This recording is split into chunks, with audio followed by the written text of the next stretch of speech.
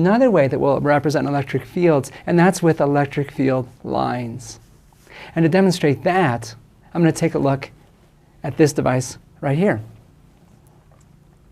Okay, this device is a Van de Graaff generator, and it's a classic device for producing static charges. And when I charge it up,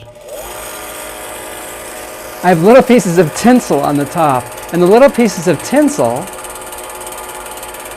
stand out.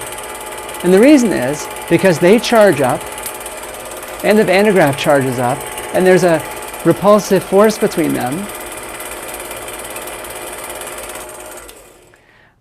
Okay, now the top of the Van de Graaff generator is positively charged, and the pieces of tinsel are conducting, and so charges migrate out onto the tips. And so the pieces of tinsel are being repelled, and so they stand out like this. There are lines of tinsel that go out from the positively charged top of the Van de Graaff generator. We can think of those as lines of electric field because the pieces of tinsel follow the direction of the force that a positive charge would feel. And so a second way we have of showing electric field structure is to do electric field lines. And we draw electric field lines by drawing lines that go from positive charges to negative charges. And they're always showing the direction of the force that a positive charge would feel. Now let's take a look at one more demonstration. So I'll discharge this. Oh yeah, and the tinsel all goes down. Move this off to the side. And I'm going to bring in this device right here. In the chapter, we'll look at a couple of different situations of electric fields. And one we'll consider is something called the parallel plate capacitor.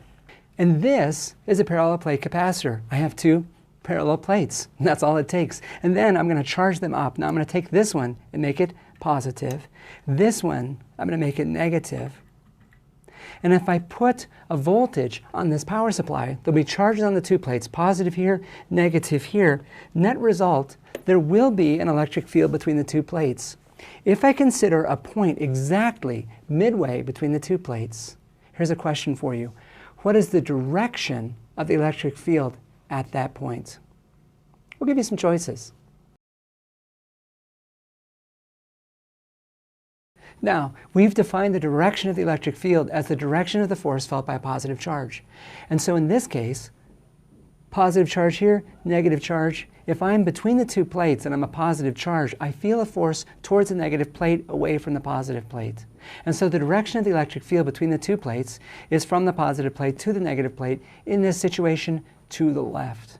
And we can show this. If I take this little aluminum foil ball and I touch it to the positive plate and charge it up positively, and I put it in the region between the two plates, it is pushed in the direction of the negative plate. And is definitely pushed in that direction. And if I let it touch the negative plate, it'll become negatively charged. Then it's pushed opposite the electric field.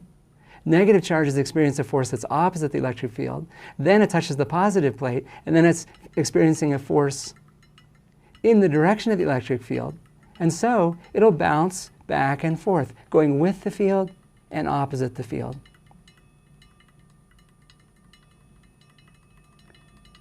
Now, if I take these two plates and I decrease the distance between them, you can see that there's a bigger force on this sphere.